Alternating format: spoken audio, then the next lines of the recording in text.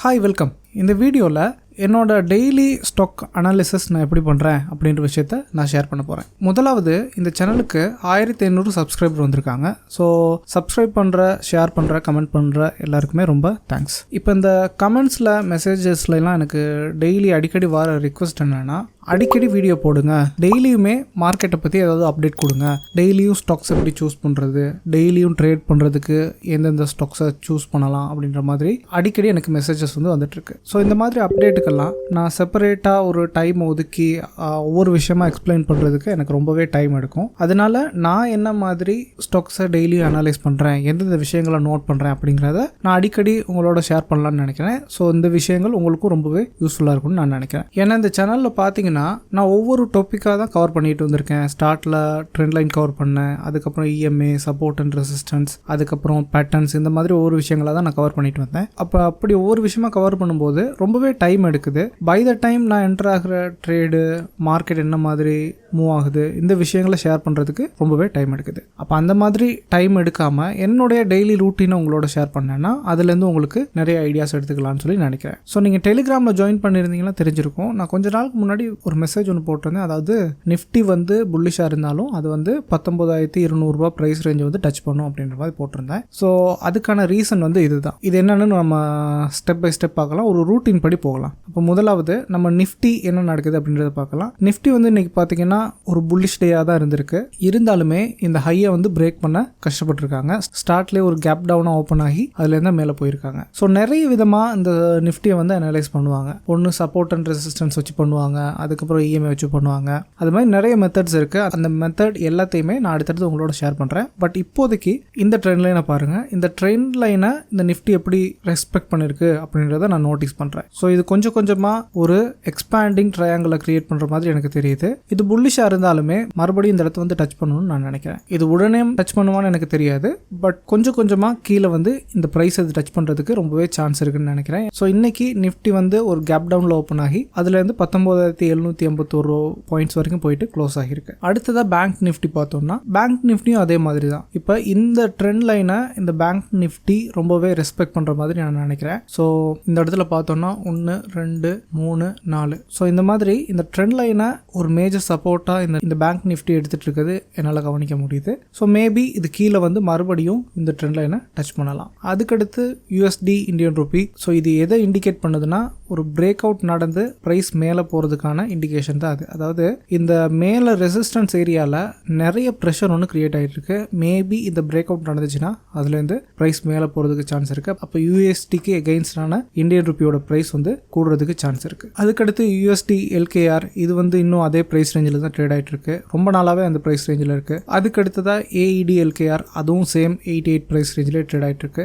அதுக்கடுத்தது bitcoin. So இந்த bitcoin என்ன நடந்துச்சுன்னா, ஒரு டைமில் மேஜரான ஒரு ட்ரெண்ட் லைனை பிரேக் பண்ணி ஒரு பெரிய மூவ் கொடுத்துச்சு. இந்த பிரேக் அவுட்டை பற்றியெல்லாம் நான் ஆல்ரெடி வீடியோ போட்டிருந்தேன். ஸோ இந்த இடத்துல பிரேக் அவுட் பண்ணி கீழே வந்து மறுபடியும் ட்ரெண்ட் லைனை டச் பண்ணிட்டு அதுலேருந்து ஒரு பெரிய அளவு மூவ் கொடுத்துச்சு. அதுக்கப்புறமும் நிறைய பேட்டர்ன்ஸ் அது கிரியேட் பண்ணிட்டே தான் வந்துச்சு. நமக்கு இந்த இடத்துல வாங்குறதுக்கு ஒரு சான்ஸ் இருந்துச்சு, அதுக்கப்புறம் இந்த இடத்துல வாங்குறதுக்கு ஒரு சான்ஸ் இருந்துச்சு, அதுக்கப்புறம் இந்த இடத்துலையும் வாங்குறதுக்கு சான்ஸ் ஒன்று இருந்துச்சு. ஸோ இப்போ இது ரொம்ப நாளாக மெயின்டைன் பண்ணிட்டு வந்த ஒரு ட்ரெண்ட் லைனை பிரேக் பண்ணிச்சு. பிரேக் பண்ணி ரொம்ப நாள் ஆயிடுச்சு. ஸோ இதை நான் எப்படி பார்க்குறேன்னா, பிட்காயினை வாங்குறதுக்கு ஒரு சந்தர்ப்பமாக தான் நான் பார்க்குறேன். அதே மாதிரி இது இன்னும் பிரைஸ் கீழே போகிறதுக்கும் அதிகமாக சான்ஸ் இருக்கு. ஏன்னா மேலே வந்துச்சுன்னா மறுபடியும் இந்த ரெசிஸ்டன்ஸை டச் பண்ணிட்டு அதுக்கப்புறம் தான் என்ன வேணாலும் நடக்கலாம். ஸோ இதை வந்து பிட்காயின் வாங்குறதுக்கான ஒரு சந்தர்ப்பமாக தான் நான் பார்க்குறேன். அதுக்கடுத்ததான் சில்வர் பீஸ். ஸோ சில்வர் பீஸும் ஒரு ட்ரெண்ட் லைனை பிரேக் அவுட் பண்ணி கீழே வந்திருக்கு. இந்த சில்வர் பீஸ், கோல்டு பீஸ் வந்து ஒரு பேட்டர்ன் எல்லாம் சரியாக ரெஸ்பெக்ட் பண்ணி வர மாதிரி எனக்கு எப்பவும் தோணுதில்லை. இந்த சில்வர் பீஸ், கோல்டு பீஸ் எல்லாம் வாங்குறதுக்கு நமக்கு நிறைய டெக்னிக்ஸ் இருக்கு. அது எல்லாத்த பற்றி நான் அடுத்தடுத்து ஒவ்வொன்றா உங்களோட ஷேர் பண்ணுறேன். அதே மாதிரி தான் கோல்டு பீஸும் இந்த இடத்துல ரொம்ப நாளாக மெயின்டைன் பண்ணிட்டு வந்த ஒரு ட்ரெண்ட் லைனை பிரேக் அவுட் பண்ணிச்சு.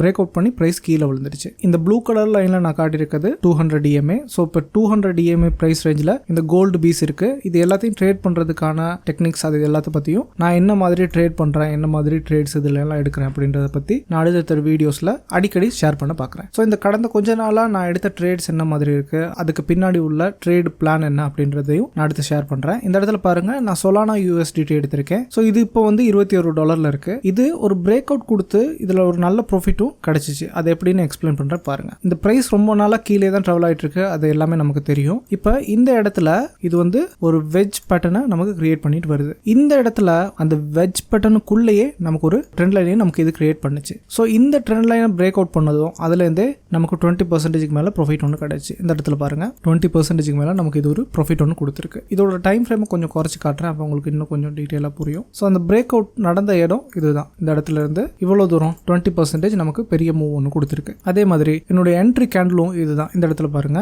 இந்த கேண்டில் இருக்குல்ல, நமக்கு ட்ரெண்ட் லைனை பிரேக் அவுட் பண்ணி ஒரு ரீடெஸ்ட் பண்ணிட்டு அதுக்கப்புறம் ஒரு பெரிய கிரீன் கலர் கேண்டில் நமக்கு பிரிண்ட் பண்ணிச்சு. ஸோ இந்த இடத்துல நம்ம என்ட்ரி எடுத்து ஜஸ்ட் இந்த ஸ்விங் லோக்கு கீழே நம்ம ஸ்டாப் லாஸ் வச்சிருந்தோம்னாலே ஒரு பெரிய மூவா நம்மளால கேட்ச் பண்ணிருக்க முடியும். இது வந்து 20% மேல இருக்கு. அதே மாதிரி இப்போ இது என்ன நடந்திருக்குன்னா பாருங்க, இப்போ இந்த ட்ரெண்ட் லைனை பிரேக் பண்ணி மேலே போயிருச்சு. மேலே போயிட்டு மறுபடியும் இந்த ட்ரெண்ட் லைனை மீட் பண்றதுக்கு கீழே வந்துட்டு இருக்கு. ஸோ மறுபடியும் இது கொஞ்சம் கொஞ்சமா இந்த ட்ரெண்ட் லைனை வந்து டச் பண்ணுச்சுன்னா இந்த இடத்துல என்னுடைய பை என்ட்ரி கண்டிப்பா இருக்கும். ஸோ இந்த விஷயத்த நீங்க கொஞ்சம் நோட் பண்ணி பாருங்க. சொல்லனால உங்களுடைய அனாலிசிஸையும் பண்ணி பாருங்க. இந்த இடத்துல டச் பண்ணுச்சுன்னா மறுபடியும் அந்த இடத்துல இருந்து பவுன்ஸ் ஆகிறதுக்கு அதிகமாக சான்ஸ் இருக்கு. இப்படி கொஞ்சம் கொஞ்சமா கீழே வந்து டச் பண்ணிட்டு மறுபடியும் மேலே போறதுக்கு சான்ஸ் இருக்கு. அதுக்கு அடுத்தது எத்தீரியம். இந்த இடத்துல பாருங்க, நமக்கு ரொம்ப நாளா மெயின்டைன் பண்ணிட்டு வந்த ஒரு ட்ரெண்ட் லைனை இந்த இடத்துல பிரேக் பண்ணிடுச்சு. பிரேக் பண்ணி அதோட பிரைஸ் கீழே வந்துச்சு. கீழே வந்து எந்த இடத்துல சப்போர்ட் எடுத்திருக்குன்னு பாருங்க. ஸோ இந்த மாதிரி பேசிக்கா ஒரு ட்ரெண்ட் லைனை வரைகிறது மூலமாவே நம்மளோட என்ட்ரிஸை நம்ம கன்ஃபார்ம் பண்ணிக்க முடியும். நம்மளால ஒரு ஸ்டாக்ல என்ட்ரி எடுக்கவும் முடியும். பாருங்க, இந்த இடத்துல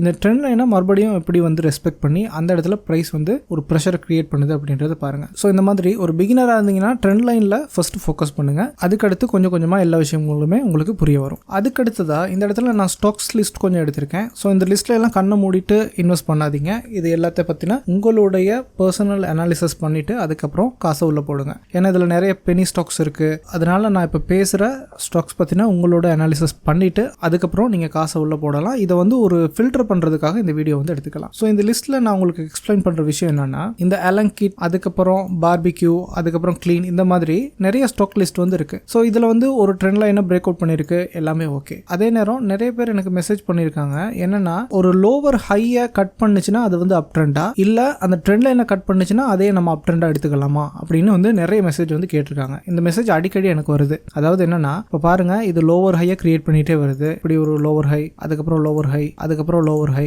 அதுக்கப்புறம் லோவர் ஹை. ஸோ அவங்களோட கேள்வி என்னன்னா, இப்போ இது வந்து கடைசியா உள்ள லோவர் ஹை, இந்த லோவர் ஹையை கட் பண்ணி மேலே போனுச்சுன்னா அது அப் ட்ரெண்டா எடுத்துக்கலாமா, இல்ல இந்த ட்ரெண்ட் லைனை கட் பண்ணோடனே இதை வந்து நம்ம அப் ட்ரெண்ட் எடுத்துக்கலாமா அப்படின்றது தான் வந்து கேள்வி. டெக்னிக்கல் விளக்கம் வந்து என்னன்னா, இந்த மாதிரி ஒரு லோவர் ஹையை கட் பண்ணி மேலே போச்சுன்னா தான் அதை வந்து நம்ம ஒரு அப் ட்ரெண்டா வந்து எடுக்கலாம். ஆனா நான் மோஸ்ட்லி ஸ்டாக்ல என்ன மாதிரி விஷயங்களை கவனிப்பேன்னா, ஒரு ஸ்டாக்குடைய ஸ்ட்ரக்சர்ல எந்த இடத்துல சேஞ்ச் வருது அப்படின்றத நான் ரொம்ப அவதானமா பார்த்துட்டே இருப்பேன். பாருங்க, இந்த கிளீன் சயின்ஸ் அண்ட் டெக் இந்த ஸ்டாக்ல இது ரொம்ப நாளா ஒரு லோவர் ஹையை கிரியேட் பண்ணி ஒரு பெரிய டவுன் ட்ரெண்ட்லேயே தான் இருக்கு. ஆனா இந்த இடத்துல பாருங்க, இந்த ஸ்ட்ரக்சரை இது வந்து பிரேக் பண்ணிருச்சு. இந்த இடத்துல பாத்தீங்கன்னா ரொம்ப நாளா மெயின்டைன் பண்ணிட்டு வந்த இந்த ட்ரெண்ட் லைனை வந்து பிரேக் பண்ணிருச்சு. அப்ப இந்த இடத்துல நம்ம என்ட்ரி எடுக்கிறது கொஞ்சம் ரிஸ்கான என்ட்ரி அப்படின்னு சொல்லலாம். ஏன்னா இது ஒரு வெளியிடான அப் ட்ரெண்டை கிரியேட் பண்ணல, நமக்கு சரியான ஒரு என்ட்ரி சிக்னலும் கொடுக்கல. அப்ப இது வந்து ஒரு ரிஸ்கான என்ட்ரி அப்படின்னு நம்ம சொல்லலாம். ஆனா இது ஒரு வெளியிடான அப் ட்ரெண்டை கிரியேட் பண்ற டைம்ல அதை வாங்குற பிரைஸும் கொஞ்சம் அதிகமா இருக்கும். அந்த விஷயத்தை வந்து நான் ரொம்பவே கவனமா நோட் பண்ணுவேன். பாருங்க, இந்த இடத்துல ஒரு ஹை ஒன்று இருக்கு.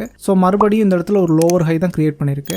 ஒன்ஸ் இந்த இதை பிரேக் பண்ணி இந்த இடத்துல மறுபடியும் ரீடெஸ்ட் பண்ணிட்டு அதுக்கப்புறம் இதனுடைய பிரைஸ் போகும்போது இந்த இடத்துல என்ட்ரி எடுக்கிறது தான் நிறைய பேர் வந்து ரெக்கமெண்ட் பண்ணுவாங்க. இந்த மாதிரி ஒரு இடத்துல நம்ம என்ட்ரிஸ் எடுக்கணும் அப்படின்றது தான் டெக்னிக்கலா எல்லாருமே சொல்ற விளக்கம். ஆனா இந்த மாதிரி ஒரு ஸ்டாக்கோட ஸ்ட்ரக்சர்ல சேஞ்ச் வந்ததுமே அதை என்னுடைய வாட்ச் லிஸ்ட்ல கண்டிப்பா நான் ஆட் பண்ணிடுவேன். அப்ப இந்த இடத்துல உதாரணத்துக்கு நான் கொஞ்சம் ஸ்டாக்ஸ் சூஸ் பண்ணிருக்கேன். பாருங்க, அலங்கிட், அதுக்கப்புறம் பார்பிக்யூ, அதுக்கப்புறம் clean, DC bank, ITC, SGL, இந்த லிஸ்ட் என்னன்னு நோட் பண்ணி நீங்களும் அதுல என்னென்ன சேஞ்சஸ் நடந்திருக்கு அப்படின்னு நீங்க கொஞ்சம் பார்க்கலாம். இது எல்லாமே நீங்க என்ட்ரி எடுக்கிறதுக்கான ஒரு சிக்னல் இல்ல, அந்த ஸ்ட்ரக்சர் எப்படி சேஞ்ச் ஆகுது அப்படின்றத நீங்க பார்க்கணும் அப்படின்றதுக்காக நான் இந்த லிஸ்ட்டை வந்து கொடுக்குறேன். பாருங்க, இந்த எஸ்ஜிஎல் பாருங்க, ரொம்ப நாளா கிட்டத்தட்ட 2022 இருந்து மெயின்டைன் பண்ணிட்டு வந்து ஒரு ட்ரெண்ட் லைனை பிரேக் பண்ணிடுச்சு. பிரேக் பண்ணி சைட் வேஸ்லேயே தான் போயிட்டு இருந்துச்சு. ஆனா திடீர்னு ஒரே நாள்ல இந்த ஸ்டாக் வந்து 56% மூவ் ஆயிருக்கு. ஸோ இந்த மாதிரி விஷயங்களை நான் ஸ்டாக்ல கண்டிப்பா நோட் பண்ணுவேன். இந்த மாதிரி விஷயங்களை உடனே நான் என்னுடைய வாட்ச் லிஸ்ட்ல வந்து போட்டு வச்சுப்பேன். இந்த மாதிரி ஒரு ஸ்ட்ரக்சர்ல சேஞ்ச் வந்ததும் அதில் எடுக்கிற ட்ரேட்ஸ் எனக்கு ரொம்பவே ப்ராஃபிட்டாக இருக்குது. ஸோ இந்த விஷயங்களை நீங்கள் கொஞ்சம் நோட் பண்ணி பாருங்கள். ஓகே, அதுக்கு அடுத்தது இந்த இடத்துல நான் 2 கமெண்ட்டும் எடுத்திருக்கேன். இந்த மாதிரி உங்களுடைய கமெண்ட்டுக்கான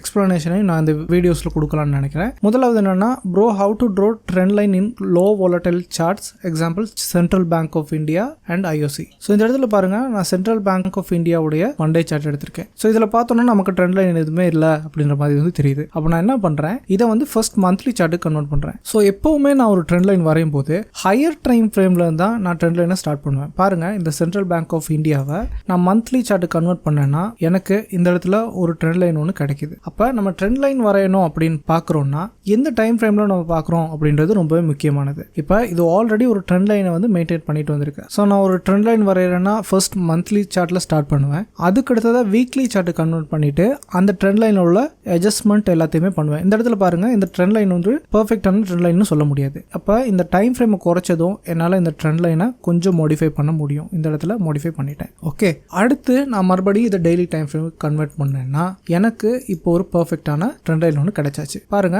இந்த ட்ரெண்ட் லைனை நம்ம எந்த டைம் ஃப்ரேம்ல மாற்றி வரைஞ்சோம், இதை ஒரு மந்த்லி டைம் ஃப்ரேம்ல மாற்றி அதுக்கப்புறம் தான் வந்து இந்த ட்ரெண்ட் லைனை வந்து நம்ம வரைஞ்சிருக்கோம். இந்த இடத்துல பாருங்க, இந்த ஸ்டாக் மேலே வந்து சரியா எந்த இடத்துல ரிவர்ஸ் ஆயிருக்கு அப்படின்றத பாருங்க. அப்போ இதுக்கு நம்ம எந்த டைம் ஃப்ரேம்ல இருந்து ட்ரெண்ட் லைனை வரைய ஸ்டார்ட் பண்ணியிருக்கணும், ஒரு மந்த்லி டைம் ஃப்ரேம்ல இருந்து தான் நம்ம ட்ரெண்ட் லைனை வரைய ஸ்டார்ட் பண்ணியிருக்கணும். அப்படி இல்லாட்டி என்ன நடந்திருக்கும்னா, இப்போ இந்த இடத்துல எல்லாம் பிரேக் அவுட் நடந்துருச்சுன்னு சொல்லி இந்த இடத்துல நிறைய பேர் என்ட்ரி ஆயிருப்பாங்க. இப்படி ஒரு ட்ரெண்ட் லைன் இருக்கதே அவங்க கண்ணுக்கு தெரிஞ்சிருக்காது. ஏன்னா அவங்க ஹையர் டைம் ஃப்ரேம்ல பார்த்துருக்க மாட்டாங்க. ஸோ அவங்களுக்கெல்லாம் ஸ்டாப் லாஸ் அடிப்படுறதுக்கு சான்ஸ் இருக்கு. அப்படி இல்லாட்டியும் நமக்கு ஸ்டாப் லாஸ் எல்லாம் ஒரு முக்கியமான விஷயம் இல்லை, நம்ம வந்து ஒரு லாங் டைம் பீரியடுக்கு அதை வந்து ஹோல்ட் பண்ண போறோம். அப்படின்னாலும் என்ன பண்ணலாம்னா, இந்த மாதிரி ஒரு ட்ரெண்ட் லைனை வந்து மீட் பண்ற இடத்துல இந்த இடத்துல பாருங்க, ட்ரெண்ட் லைனை மீட் பண்ணதும் அது என்ன மாதிரி கேண்டில்ஸ் பிரிண்ட் பண்ணுது அப்படின்னு பார்த்துட்டு அந்த இடத்துல நம்ம ஒரு ப்ராஃபிட் புக்கிங்கை வந்து ஸ்டார்ட் பண்ணலாம். பாருங்க, 21 ரூபாயில இருந்து கிட்டத்தட்ட 39 ரூபா வரைக்கும் நமக்கு 80% வந்து அது ப்ராஃபிட் வந்து கொடுத்துருக்கு. அப்போ இப்படி ப்ராஃபிட்டை புக் பண்ணுறதுக்கு நமக்கு இந்த ட்ரெண்ட் லைன்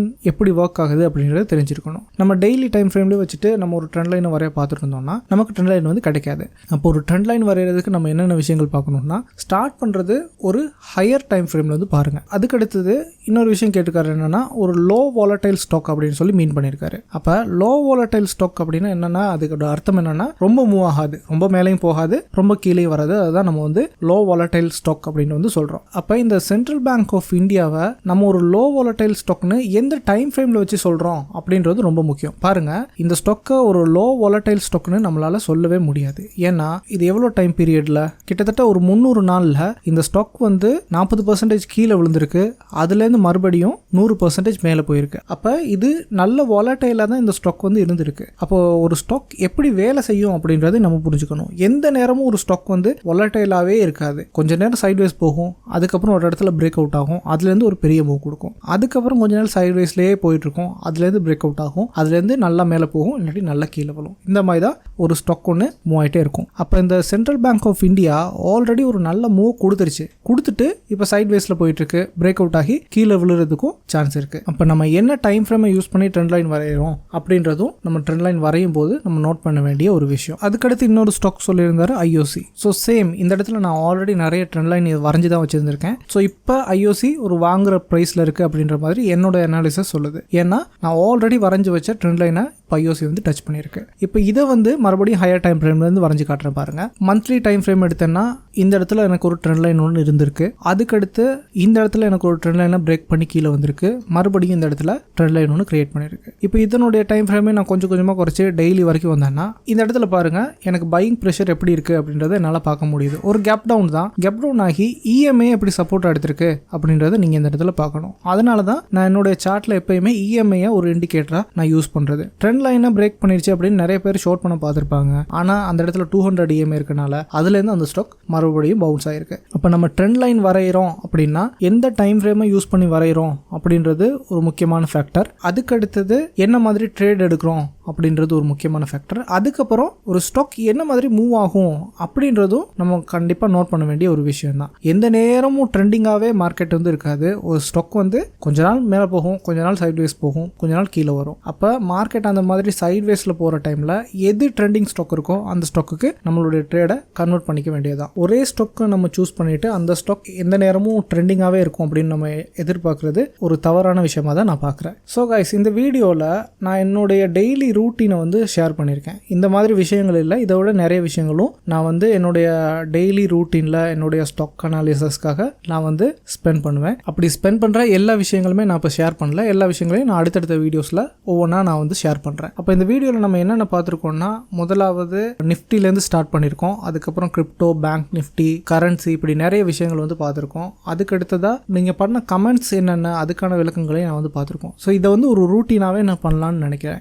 டெய்லி மார்க்கெட் என்ன மாதிரி மூவ் ஆகுது, எந்தெந்த ஸ்டாக்ஸில் நான் கான்சென்ட்ரேட் பண்ணுறேன் அப்படின்ற விஷயங்களையும் நான் அடுத்தடுத்த வீடியோஸில் ஒவ்வொன்றா ஷேர் பண்ணலான்னு நினைக்கிறேன். ஸோ இந்த டைப் ஆஃப் வீடியோ பற்றின உங்களுடைய கமெண்ட்ஸ் என்னன்னு கண்டிப்பாக கீழே டைப் பண்ணுங்கள். ஏன்னா இந்த வீடியோ உங்களுக்கு யூஸ்ஃபுல்லாக இருக்கா, அடுத்தடுத்து இந்த மாதிரி வீடியோஸ் போடலாமா அப்படின்றது எனக்கு கண்டிப்பாக தெரியணும். அதனால் நீங்கள் என்ன நினைக்கிறீங்க அப்படின்றத கமெண்ட்டில் கண்டிப்பாக ஷேர் பண்ணுங்கள். அதுக்கடுத்ததாக இப்போ நம்ம பேசின விஷயங்கள் எல்லாத்தையும் ஒரு ஃபில்டராக மட்டும் யூஸ் பண்ணுங்கள். இப்போ இந்த வீடியோஸ்லாம் நம்ம ஒரு ஸ்டாக்கை பார்த்துட்டோம் அப்படின்னு உடனடியாக அந்த ட்ரேடில் என்டர் ஆகாதீங்க. இதை ஒரு ஃபில்டரை யூஸ் பண்ணி அதுக்கடுத்து அந்த ஸ்டாக்கில் உங்களுடைய ஓன் அனாலிசிஸை பண்ணிவிட்டு அதுக்கப்புறம் ட்ரேட்ஸில் என்ட்ரி ஆகுங்க. இந்த டெக்னிக்கல் அனாலிசிஸில் பேசுறதுக்கு நிறைய விஷயங்கள் இருக்குது. இப்படி டெய்லி அப்டேட் கொடுக்கறதுக்கு நானுமே இன்னும் ரெடியான மாதிரி எனக்கு தோணல. ஸோ நானும் ஒரு ரூட்டீனை கிரியேட் பண்ணுறதுக்கும் எனக்கும் அடுத்தடுத்து இம்ப்ரூவ் பண்ணிக்கிறதுக்கும் இது ரொம்ப யூஸ்ஃபுல்லாக இருக்கும்னு நினைக்கிறேன். ஸோ வீடியோவில் யூஸ்ஃபுல்லான விஷயங்கள் வந்து கிடைச்சிருந்தா வீடியோ கண்டிப்பாக லைக் பண்ணுங்கள். தேவையானவங்களுக்கு வீடியோ ஷேர் பண்ணுங்கள். டெய்லியுமே இந்த மாதிரி வீடியோ போடலான்னு எனக்கு ஒரு ஐடியா இருக்குது. ஸோ உங்களுடைய கமெண்ட் என்னன்னு கண்டிப்பாக டைப் பண்ணுங்கள். இன்னொரு யூஸ்ஃபுல்லான வீடியோவில் பார்க்கலாம். பை.